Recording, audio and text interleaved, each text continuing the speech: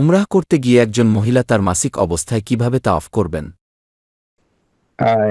ওমরা করবেন মাসিক অবস্থায়, মানে তাওয়াফ যেটা, সেটি বাংলাদেশের মহিলা যারা আছেন তার শারীরিক সামর্থ্য, মানে আমি ডাক্তার হিসেবে যতটুকু বুঝি, যে উপরের যে তাওয়াফ আছে সেটি হেঁটে করতে গেলে তিনি ক্লান্ত হয়ে যাবেন, অত্যন্ত বড় দীর্ঘতম। তাকে নিচে করাটা তার জন্য উত্তম। কেননা কোনো ইবাদত করার সময় একটি মাসনুন পদ্ধতি হচ্ছে যে সহজ যেটা সেটা করতে হয়।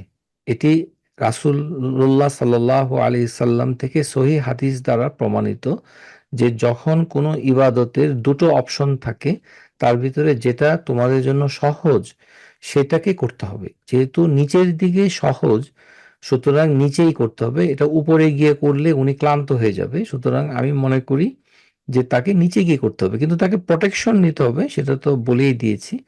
সেটি উনি ভালো মানের, উন্নত মানের ডায়াপার নিয়ে যেতে পারেন। প্যাডের উপরে ডায়াপার পরতে পারেন, যেটাতে তার কোনো ব্লিডিং যেন নিচে না পড়ে, এরকম ব্যবস্থা নিয়ে করতে পারে। এটাতে কোনো, এটা একটা চমৎকার, অত্যন্ত গুরুত্বপূর্ণ প্রশ্ন যে কোনো মহিলা, যেহেতু তাকে চেনা যায় না, এবং সে ওমরা করার মতো করে ওইখানে গেল এবং তাওয়াফ করলো, না, সে করতে পারবে না। কেননা এই গেট বর্তমান প্রশাসন মক্কা আল মোকাররমাতে তারা নির্দিষ্ট করে দিয়েছে যে ওমরাকারী ছাড়া কেউ এই গেট দিয়ে ঢুকতে পারবে না। সুতরাং যিনি ওমরা করেন না তার সেই গেট দিয়ে ঢুকতে পারবে না, কেননা সেটা তার শর্তভঙ্গ হচ্ছে। এখানে আমাদেরকে বুঝতে হবে একটা জিনিস, সেটি হচ্ছে কোনো অপরাধ যদি কেউ করে, এটার জন্য আমরা একটা স্লাইডে দেখিয়েছি যে হুদুদ আল মক্কা, মক্কার যে হুদুদ, এই সীমারেখায় কোনো ব্যক্তি যদি কোনো অপরাধ করে, যেমন প্রতারণা করলো, চুরি করলো, কাউকে ঘুষি মারলো, কারোর হাত কেটে নিল, এরকম কোনো গর্হিত অপরাধ যদি করে, তাহলেও ওই ব্যক্তিকে এই সীমানার ভেতরে শাস্তি দেওয়া যাবে না। কারণ এটি হচ্ছে হারাম। এই হারাম শব্দটা হচ্ছে যেই শাস্তিগুলো বাইরে বৈধ সেটি এখানে অবৈধ। সুতরাং এখানে নিরাপত্তা বাহিনী কাউকে চ্যালেঞ্জ করে না। কেন করে না? কারণ অনর্থক কাউকে চ্যালেঞ্জ করে তাকে বাধা দেওয়া, তাকে কষ্ট দেওয়াও হারাম, এটাও করে না। কিন্তু তাকে আইন মানতে হবে। এখন আইন না মানলে সে লাঠি দিয়ে মাথায় একটা বাড়ি দিবে, এই বাংলাদেশি এই তরিকা এই সৌদি আরবে এখনো পর্যন্ত নাই, ভবিষ্যতে যদি হয়ে থাকে। সুতরাং এখানে আমাদেরকে বুঝতে হবে যে সৌদি সরকারের আইন প্রয়োগকারী সংস্থা তারা কখনোই আইন ভঙ্গ করলে ওই ব্যক্তি, মহিলা হোক কিংবা পুরুষ হোক, তার বিরুদ্ধে কার্যকর কোনো ব্যবস্থা গ্রহণ করে না। কেন করে না? কারণ হচ্ছে যে এটি আল্লাহ তাবারক ওয়া তাআলা কোরআনুল কারিমে ঘোষণা দিয়ে বলেছেন, দাখালা আমিনান, বলেছেন যে এখানে যে ব্যক্তি প্রবেশ করবে সে নিরাপদ থাকবে, সে যেই ব্যক্তি হোক না কেন সে নিরাপদ থাকবে। এটি আল মসজিদ আল হারাম, এটি আল্লাহ তাবারক ওয়া তাআলা কর্তৃক নির্ধারিত একটি জায়গা, পৃথিবীর শ্রেষ্ঠ জায়গা। এখানে কেউ অন্যায় করলে অন্য জায়গার মতো পুলিশ বাহিনী, সৈন্যবাহিনী এসে ঝাঁপায় পড়বে না, এটা মনে রাখতে হবে মাথায়। তারা যেহেতু ভদ্র আচরণ করতেছে এর মানে এই নয় যে এটা আইনের দুর্বলতা। না, না, না, না, না, এটি দুর্ভাগ্যবশত আমাদের দুর্বলতা। আমরা আইন শিখি নাই, আমরা অন্যায় করেছি, আমরা আল্লাহর কাছে তওবা করব, এটাই বাঞ্ছনীয়, এটাই হওয়া উচিত। এখানে বলা হচ্ছে যে পুরুষের জন্য যে বিধান মেয়ের জন্য একই বিধান, কারণ পুরুষের জন্য ওমরা না করলে ঢুকতে দিবে না, সেই ক্ষেত্রে মহিলার জন্য আলাদা কোনো আইন থাকবে না। বস্তুত সৌদি আরবের সরকার এই আইনটা করেছে যেন মানুষ শান্তিতে ওমরা করতে পারে। কিন্তু এই হতভাগা বাংলাদেশ, পাকিস্তান, ভারত, পৃথিবীতে তিনটি দেশ রয়েছে, অনেক নষ্টের কারিগর হচ্ছে এই তিনটি দেশ। এই তিনটি দেশের নাগরিক তারা সকাল বিকাল ওমরা করে, এদের যন্ত্রণায় পৃথিবীর কোনো মুসলিম ওমরা করতে শান্তিমতো করতে পারে না। কেননা তারা সকাল একটা ওমরা করে, দুপুর একটা করে, রাতে একটা করে, বিকাল একটা করে, পাইকারি হারে ওমরা করতে থাকে। এবং পাইকারি হারে মেয়েরা শর্ত ভঙ্গ করছে, পাইকারি হারে সে কাপড় পরে প্রতারণা করছে। এই কারণে অন্যরা শান্তিতে ওমরা করতে পারে না, তাওয়াফ করতে পারে না। কিন্তু এটার মানে থেকে বাঁচার উপায় কি? বাঁচার কোনো উপায় নাই। সৌদি আরব সরকার এটা কি করবে? কারণ এখানে তো আইন প্রয়োগ করা যাবে না। কেননা এই জায়গাটা হচ্ছে আল মসজিদ আল হারাম। এটা আমাদের মনে রাখতে হবে। তবে যদি কোনো ব্যক্তি অতীতে না জেনে এই কাজটা করে থাকেন, সেক্ষেত্রে তিনি আল্লাহর কাছে ক্ষমা চাবেন। আল্লাহ গাফুরুর রাহিম, তাকে ক্ষমা করবেন। না জেনে কোনো অপরাধ করলে আল্লাহ তাকে দায়ী করবে না। কিন্তু লক্ষ্য রাখতে হবে, যেমন জমজমের পানি যেখানে পান করা হয় ওখানে লেখা থাকে যে মা ও জমজম তো শুরব ফাকাত, মানে এই পানিটা এখানে পান করার জন্য নির্ধারিত, এখানে গিয়ে উযু করা যাবে না। এখানে উযু করলে গুনাহ হবে, শর্ত ভঙ্গ হবে। কেননা এখানে আপনাকে জমজমের পানি দিয়ে উযু করার জন্য কোনো অনুমতি দেওয়া হয়নি, লিখা আছে। এখন কেউ উযু করলে কাউকে তো, কারণ আমরা হচ্ছি বস্তুবাদী মুসলিম, আমরা আমেরিকায় থাকি, টিকিট দিলে তারপরে এটা বুঝি যে আমাকে শাস্তি দেওয়া হয়েছে। টিকিট দিয়েছে, আমাকে টিকিট দিয়েছে $100, তখন আমরা বিষয়টা আমলে নেই। কিন্তু ভদ্রভাবে যদি কোনো লেখা থাকে সেটাকে আমরা আমলে নেই না। এটা না বোঝার কারণে, কারণ মক্কা মোকাররমায় আইন কানুনগুলোর কিন্তু আইন রক্ষাকারী বাহিনীর দুর্বলতা নয়। প্রিয় শ্রোতা, সাবধান, এটা তাদের কোনো উইকনেস নয়, এটি হচ্ছে আমাদের অন্যায়। আমরা জুলুম করেছি। জুলুম করার অর্থ কি? জুলুম করার অর্থ হচ্ছে যে কাজটি আপনার করার কথা নয়, যেই জায়গাতে যে জিনিস রাখার কথা নয়, সেই জায়গাতে ওই জিনিসটা রাখা, সেই কাজটি করা হচ্ছে জুলুম করা। এখন আল্লাহর ঘরে যদি গিয়ে কেউ জুলুম করে, তাহলে তার পরিণতি কি হতে পারে? এটি যে ভয়াবহ। সুতরাং এখানে কখনোই শর্ত ভঙ্গ করা যাবে না। দরকার হলে যদি সন্দেহ থাকে, সেই ক্ষেত্রে সে অনুমতি নিতে পারে। যেমন কোনো মহিলা যদি ওখানে তাওয়াফ করতে চায়, সে যে গার্ড থাকে তাকে বলতে পারে যে আমি তাওয়াফ করব, এরকম মানে তাকে বলতে হবে। কিন্তু বলার সময় প্রতারণা করা যাবে না যে তাওয়াফ করছি কিসের জন্য, ওমরার জন্য নাকি না নফল তাওয়াফ। এরকম তাকে বুঝিয়ে বলতে হবে যে আমি নফল তাওয়াফ করব, ঢুকতে পারবো কিনা। যদি না ঢুকতে দেয় তাহলে ঢুকতে পারবে না। এরকম জিনিসটা এরকম। কারণ এটি একটি আইন, এবং এই আইন নারী পুরুষের জন্য সমানভাবে প্রযোজ্য। আমরা আসলে কোনো ব্যক্তি বিশেষের উপরে কোনো ক্ষোভ থেকে এই কথাগুলো বলছি না। এটি হচ্ছে একটি দুনিয়া এবং আখেরাতের বিষয়। যদিও এটি দুনিয়াতে আছে, এই আল মসজিদ আল হারাম, মক্কাল মোকাররমা, কিন্তু এটাকে কেন্দ্র করেই রাসূলুল্লাহ সাল্লাল্লাহু আলাইহি সাল্লাম, এটাকে কেন্দ্র করেই আমাদের কিবলা। আমরা এসেছি আল্লাহর কাছ থেকে পৃথিবীতে। আল্লাহ আদম আলাইহিস সালামকে সৃষ্টি করে এক পর্যায়ে দুনিয়াতে পাঠালেন। আমরা আবার আল্লাহর দিকেই ফিরে যাব। এই যে ফিরে যাওয়ার, এটার নিশানা হচ্ছে কাবা। শুধু আমরা নয়, আল্লাহ যত মাখলুকাতকে সৃষ্টি করেছে, জিন এবং ইনসান, তাদের প্রত্যেকেই এই কাবার দিকে নামাজ পড়ে, তারপরে হজ ওমরা করে। সুতরাং এই ওমরা এবং এই হজ শুধু যে আমরা করি তা নয়, বরঞ্চ জিন যারা আছেন আমাদের মানে পাশাপাশি একটা প্রজাতি, তারাও ওমরা করেন, তারাও হজ করছেন। এখানে ও যে হুকুমটা হচ্ছে, যদি এই রিস্ট ব্যান্ড, মানে এই মানে এয়ারপোর্টের, তাকে সময়টা ডাক্তারকে বলতে হবে প্রথমে জিনিসটা, যে আমি মিকাত থেকে সম্পাদন করতে গেলে কতটুকু সময় তার লাগবে, একটা এস্টিমেটেড টাইম তাকে প্রথমে এস্টিমেট করতে হবে যে আসা যাওয়া এয়ারপোর্ট থেকে এই হোটেলে যেতে লাগবে হচ্ছে 2 থেকে 3 ঘন্টা, তারপর ওখানে কাজটা শেষ করতে লাগবে আরো 3 ঘন্টা, 6 ঘন্টা গ্রসলি, তারপরে সাথে আরো 1 ঘন্টা যোগ দিলাম, তাহলে 7। হ্যাঁ, তো তাহলে সাথে সাথে আরো যদি আমরা সতর্কতার জন্য 2 ঘন্টা যুক্ত করি তাহলে 10 ঘন্টা হয়ে যায়। এই 10 ঘন্টা সময় আমি যদি ব্রেসটা না পড়ি তাহলে আমার এই এই বোন হিলিং এ কিংবা এই এই মানে এই ইয়াটাতে কোনো ক্ষতি হবে কিনা এটা ডাক্তারের কাছে জিজ্ঞাসা করতে হবে, যে তার চিকিৎসা করে।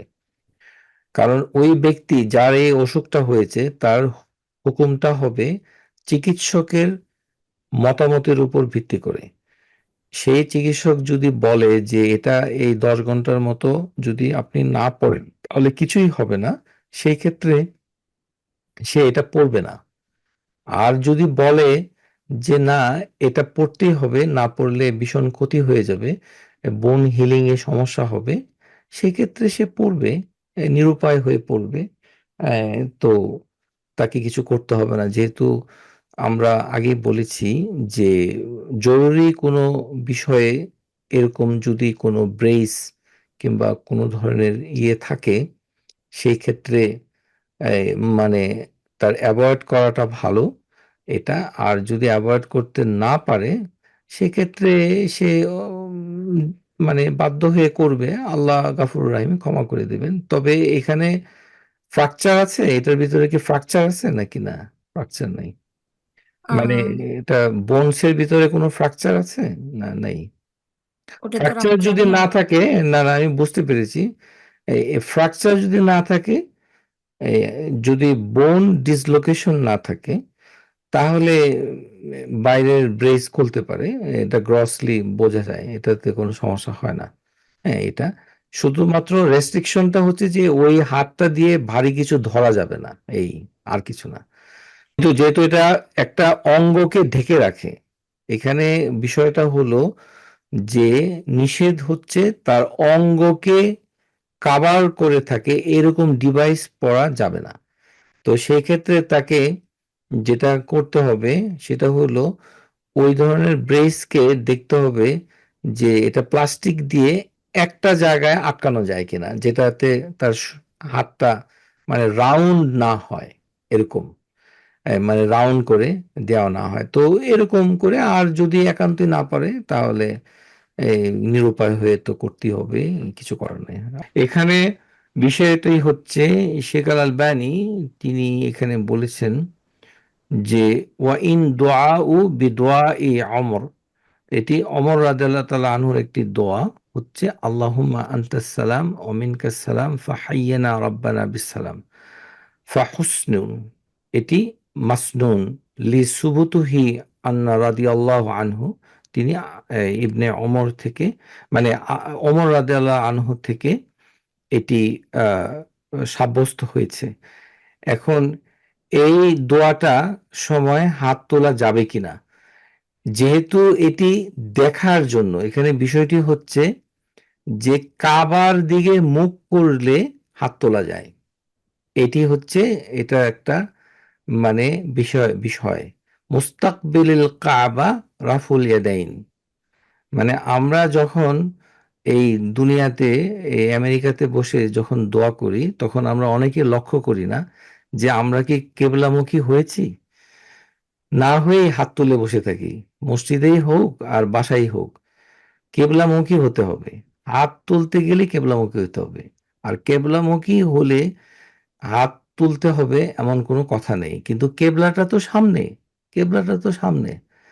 তো কেবলা যদি সামনে থাকে তখন হাত তোলাটা, যদিও এখানে হাদিসে উল্লেখ নাই, কিন্তু এখানে তুললে কোনো ক্ষতি নাই। এটার কারণটা হচ্ছে যে এটার আসবাব হচ্ছে দেখা, এবং কাবাকে কাবাকে না দেখে এটা করতে পারবে না। যেমন মসজিদুল হারামের ভিতরে ঢুকলো, কাবা এখনো দৃষ্টিতে আসেনি, তো সে এই দোয়াও পড়তে পারবে না আর হাতও তুলতে পারবে না। কিন্তু যখন কাবাকে দেখবে, যেহেতু এটা প্রথমবারের মতো দেখছে, সুতরাং এখানে যদি হাত তুলে এটাতে কোনো ক্ষতি নাই। কিন্তু হাত তোলার কথা নাই, এটা নাই মানে এই নয় যে এটা তোলা যাবে না, সেটা ঠিক সঠিক নয়। যিনি প্রশ্ন করেছেন তার তাকে উদ্দেশ্য করে আমি একটা বলবো, আপনি যে সারা জীবন দোয়া করেছেন এই পর্যন্ত, এই মানে কাবার বাইরে এসে পৃথিবীতে কতবার কাবামুখী হয়েছেন, ওটা তো হাদিস এর দলিল নেই যে কাবা ছাড়া ও খালি গোল হয়ে দোয়া করলে হাত তুলতে হবে, এমন কোনো কথা সহিহ হাদিস দ্বারা নাই। সুতরাং হাত তুলতে গেলেই কাবামুখী হতে হয়। আর যদি কাবামুখী হতে না হয় তাহলে হাত ছাড়া দোয়া করতে হয়। এটি হচ্ছে দোয়া উল মাসআলা। যেই পরিষ্কার করে দিচ্ছি, আমি বলতে চাচ্ছি যে এটি হাদিসে লিখা নাই, কিন্তু কেউ যদি হাত তুলে এটাতে কোনো সমস্যা নাই ইনশাআল্লাহ, কথা নয়। এখানে বড় কথাটা হচ্ছে যে যে কোনো কাজ এটার আসবাব দেখতে হবে।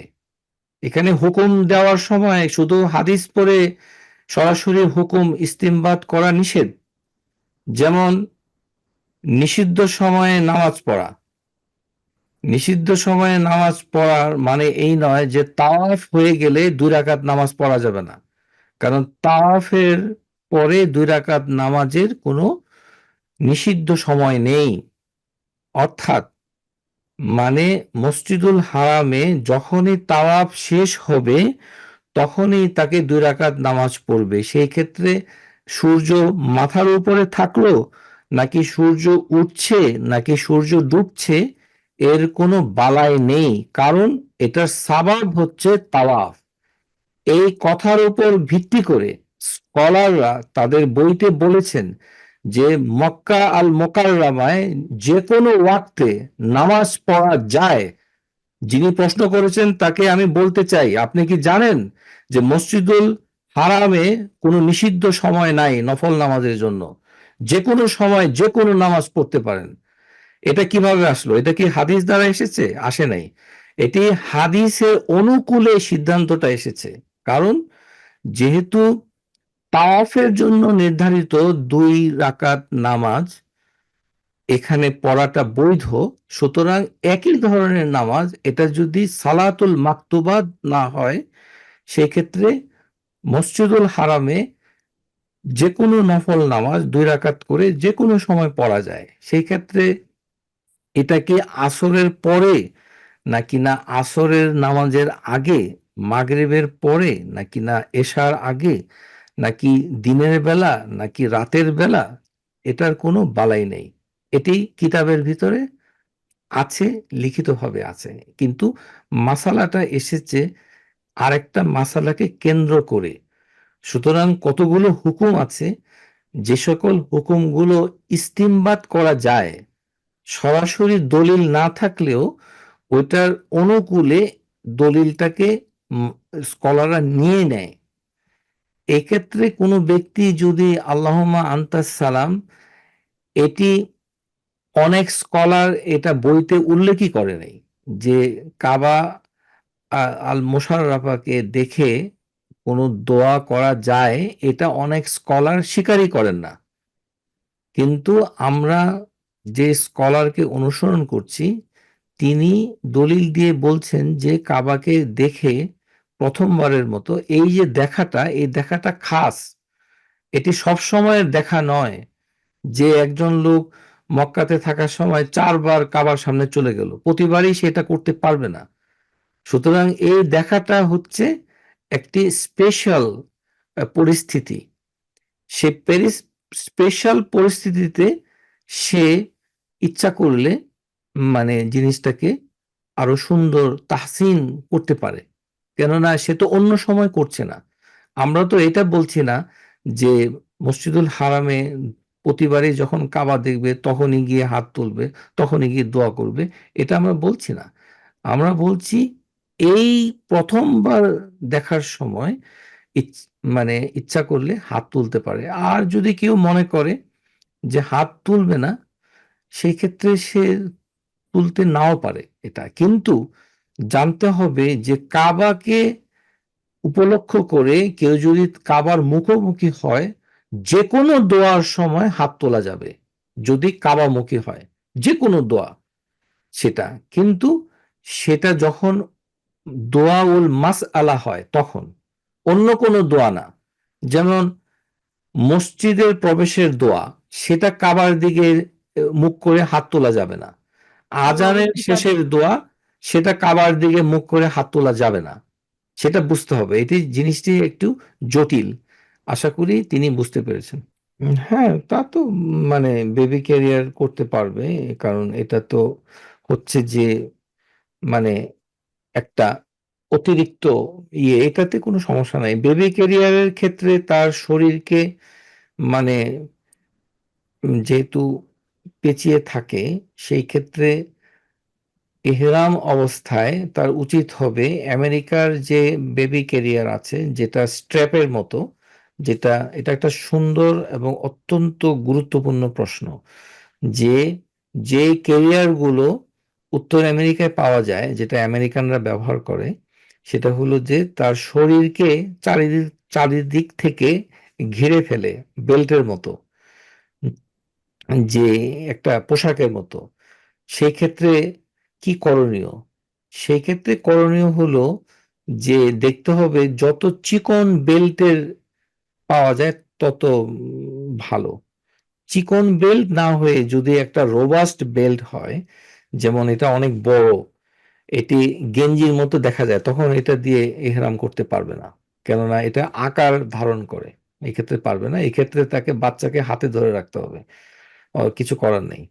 সেক্ষেত্রে তার বাচ্চা বাচ্চার মাকে নিয়ে বাচ্চাকে হোটেলে রেখে নিজে তাওয়াফ করতে হবে, তারপরে মুক্ত হয়ে করতে হবে, সে করতে পারবে না এটা। অথবা বাচ্চাকে কোলে নিয়েই করতে হবে এই ক্ষেত্রে। কেননা আর যদি দেখা যায় যে এমন এক ধরনের কেরিয়ার পাওয়া গেছে যেটা চিকন বেল্ট দ্বারা র্যাপ করা যায়, যেমন সামনের অংশটা একটা শিল্ডের মতো, কিন্তু পিছনে যে ট্র্যাপটা গেছে এটা অনেক হালকা, বেল্টের মতো। হ্যাঁ, এটি মোটা না, যেমন কাপড়ের মতো লেপ্টে থাকে। এখানে বিষয়টা হলো যে শরীরকে সার্কেল করে থাকে, এই ধরনের কোনো ডিভাইস ইহরামের সময় পরা যায় না। পড়লে এহরাম ভঙ্গ হয়ে যাবে, মাহজুরাত। কারণ এটা তার জরুরি না। আর পৃথিবীতে অনেক বাচ্চা উমরা করতে আসে, তারা অনেকেই এই কেরিয়ার ব্যবহার করে না, সুতরাং এটা ব্যতিক্রমের ভিতরেও যাওয়া যাবে না। দাঁড়ান, মহিলাদের জন্য পারবে? না না না, আমি ভুল বলছি, মহিলারা পারবে, মেয়ে মানে পুরুষ পারবে না। হ্যাঁ, নেকা ছাড়া কোনো সমস্যা নাই, এক্স্যাক্টলি, জি জি জি জি, এটি মহিলারা পারবে, কারণ মহিলাদের জন্য এটি মাহজুরাত নয়।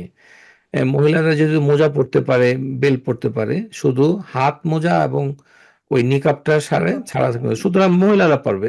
অত্যন্ত সঠিক উত্তর আপনিই দিয়েছেন। আমি যে উত্তরটা দিতে ব্যর্থ হচ্ছিলাম, আলহামদুলিল্লাহ রাব্বিল আলামিন। এটি একটি জটিল প্রশ্ন, কারণ হচ্ছে যে এখানে ইহরামের বিষয়টা হলো যে সেলাই কোনো বিষয় নয়।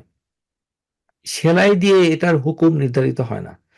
এটার হুকুমটা নির্ধারিত হয় যে শরীরকে ঘিরে ফেলে এ ধরনের কোনো ডিভাইস অথবা পোশাক পরা যাবে না, মুক্ত হতে হবে।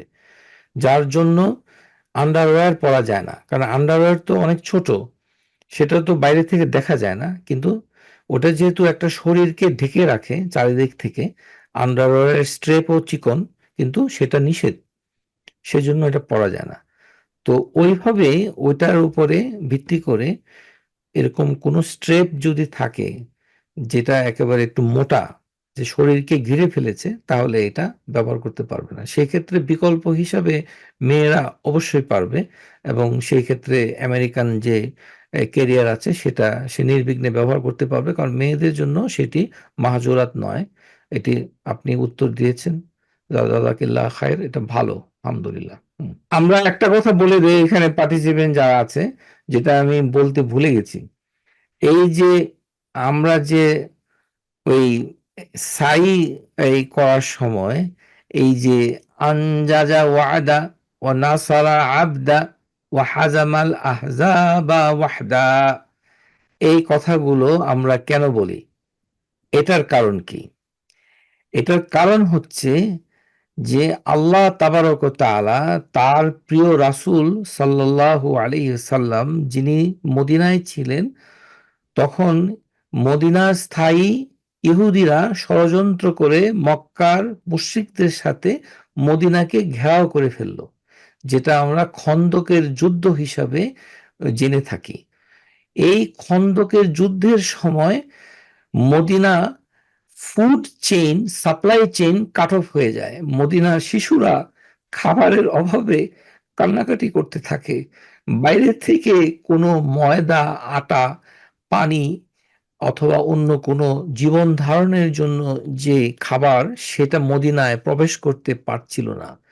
তখন আল্লাহ রাসূল সাল্লাল্লাহু আলাইহি সাল্লাম এই খন্দকের যুদ্ধে তিনি চিন্তিত হয়ে পড়েন এবং তিনি দিশেহারা হয়ে যান। তখন এই সালমান আল ফারসি রাদিয়াল্লাহু আনহু তার পরামর্শ ক্রমে তিনি কিছু পরিখা, খন্দক, ট্রেঞ্চ গর্ত করে রাখেন এবং মুসলিম সাহাবীরা মদিনার চারিদিক থেকে বেষ্টিত থাকেন, তারা ঢুকতে পারে না। তখন জীবন যখন বিপন্ন, যুদ্ধ হয় না, মুসলিমরা আক্রমণ করতে পারছে না, কারণ তারা দুর্বল। আর অন্যদিকে যে মুশরিক এবং ইহুদিদের যে বাহিনী, এই আহজাব যাদেরকে বলা হয়েছে, এটা হিজব শব্দের বহুবচন। আহজাব, কনফেডারেট, মানে যৌথ বাহিনী। তাদের এই বাহিনীর আক্রমণ প্রতিহত করাটা কঠিন হয়ে পড়ে। তখন আল্লাহ তাবারক ও তাআলা বাতাস দিয়ে সেই সৈন্যদেরকে পরাজিত করেন। এটা হাদিসের ভিতরে এসেছে, যেমন ফাদারাবাল্লাহু উজুহান আ'দাইল রিহি ফাহামাজাহুমুল্লাহু বিরিহ, এবং আল্লাহ তাবারক ও তাআলা এক ধরনের ঠান্ডা শীতল বাতাস তিনি দিয়ে দেন। সেই বাতাসে ওই যে মানে বিরুদ্ধ পক্ষ যারা মদিনার চারপাশে ঘেরাও করেছিল, যারা মুশরিক ছিল, ইহুদিদের কেউ কেউ হয়তো ছিল, তাদের ভেতরে এক ধরনের ভয় কাজ করে এবং সেই ভয়টা এই বাতাসের সাথেও এসেছে। ওয়া আরসালাহুল্লাহু তাআলা আলাইহিম মা'আর রিহি জুনদান মিনাল মালাইকাতি তুজালজিলহুম, যে আল্লাহ তাবারক ওয়া তাআলা ঠান্ডা বাতাসের সাথে ফেরেশতার মাধ্যমে এমন একটা ভয় ভীতি ওদের ভেতরে তিনি ঢুকিয়ে দিলেন। ওয়া তুলকিয়া রু'বা ফি কুলুবিহিম, তাদের অন্তরে ভয় ভীতি চলে আসলো। ফা আম তালাআত কুলুবুল আহজাবি রু'বান ওয়া খাউফান ওয়া হালামান ওয়া হালাআন, তারা ব্যতিব্যস্ত, প্যানিক ডিসঅর্ডার, প্যানিক অ্যাটাক, মানে ওরা দিক বিদিক ভয় পেয়ে গেল। এত বড় বাহিনী এই অনেক দিন ধরে মদিনাকে ঘেরাও করে রেখেছে, এই ঠান্ডা বাতাসে এবং আল্লাহ তাবারক ওয়া তাআলার সৈন্যবাহিনী, মানে সম্মানিত ফেরেশতাদের কর্মকাণ্ডের মাধ্যমে তাদের ভেতরে মানে একটা ভয় ঢুকে গেল। তারপরে তারা মদিনা ঘেরাও থেকে চলে যায় এবং ওই খন্দকের যুদ্ধে মোট কয়েকজন মানুষ ইন্তেকাল করেন, শহীদ হন মুসলিমদের পক্ষ থেকে। তাদের সংখ্যা তেমন বেশি নয়। অর্থাৎ খন্দকের যুদ্ধে মূলত যুদ্ধ আসলে শেষ পর্যায়ে হয়নি। ওই যে সৈন্যরা, তারা যেহেতু চলে গেছে ভয় পেয়ে ঠান্ডা বাতাসের মাধ্যমে এবং ফেরেশতা, সম্মানিত ফেরেশতাদের মাধ্যমে, সে কথাটাই আল্লাহ তাবারক ও তাআলা সূরা আহজাবের ৯ নম্বর আয়াতে তিনি বলছেন, ইয়া আইয়ুহাল্লাযীনা আমানু উযকুরু নি'মাতাল্লাহি আলাইকুম ইয জাআতকুম জুনুদুন ফাআরসালনা আলাইহিম রিহান ওয়া জুনুদান লাম তারাওহা ওয়া কানাল্লাহু বিমা তা'লামুনা বাসীর। যে হে ইমানদারগণ, তোমরা স্মরণ করো আল্লাহর নিয়ামতকে, যখন আল্লাহ একটা সৈন্য বাহিনী তোমাদের কাছে পাঠিয়েছিলেন যাদেরকে তোমরা দেখতে পাও না, এই সৈন্যবাহিনী হচ্ছে সম্মানিত ফেরেশতা। আর হাদিসের মাধ্যমে আমাদের কাছে খবর এসেছে ঠান্ডা বাতাস। সুতরাং এর সমন্বয়ে আল্লাহ একাই তিনি তার ফেরেশতা এবং এই ঠান্ডা বাতাসের মাধ্যমে তাদেরকে পরাজিত করে। ওই কথাটাই রাসূলুল্লাহ সাল্লাল্লাহু আলাইহি সাল্লাম কৃতজ্ঞতা স্বরূপ যখন তিনি কোনো সফর থেকে মদিনায় ফিরতেন, তিনি সবসময় এই কথাটাই বলতেন। যে ও হাজামাল আহজাবা ওয়াহদা, যে আল্লাহ একাই এই দুশমনদেরকে পরাজিত করেছে। ও নাসারা আবদা, আল্লাহ একাই তার বান্দাকে সাহায্য করেছে কৃতজ্ঞতা স্বরূপ। এই যে কারোর উপকার স্বীকার করলে এটি মুখে বলতে হয়, অথবা কোনো উপকার পেলে কোনো নিয়ামা যদি মানুষের কাছে আসে সেটা যেমন বলতে হয়, ঠিক তেমনি করে রাসূলুল্লাহ সাল্লাল্লাহু আলাইহি সাল্লাম এই কথাটি তিনি ভুলে যান নাই। এইজন্য এই কথাটাকে তিনি লাগিয়ে দিয়েছেন সেই সাফা মারওয়াতে, যেটা আজও আমরা বলে থাকি। সেই বিখ্যাত কথাগুলো হচ্ছে লা ইলাহা ইল্লাল্লাহ, এটিতে হচ্ছে কলিমা তাওহীদ, তারপরে আনজাজা ওয়াদা, আল্লাহ তার ওয়াদাকে পূরণ করেছে, সংরক্ষণ করেছে। ওয়া হাজামাল আহজাবা ওয়াহাদা, এই আহজাবকে আল্লাহ একাই পরাজিত করেছে। ও নাসারা আবদা, আল্লাহ তার বান্দাকে একাই সাহায্য করেছেন। এটাই হচ্ছে সেই স্মৃতি বিজড়িত আহজাব থেকে এই দোয়াটা এখানে অ্যাড হয়েছে। আশা করি বুঝতে পেরেছেন। ওয়া আখিরু দাওয়ানা আনিল হামদুলিল্লাহি রাব্বিল আলামিন। আসসালামু আলাইকুম ওয়া রাহমাতুল্লাহ। Subscribe to our YouTube channel, Know Tawhid First, and press the bell icon to get new video notifications.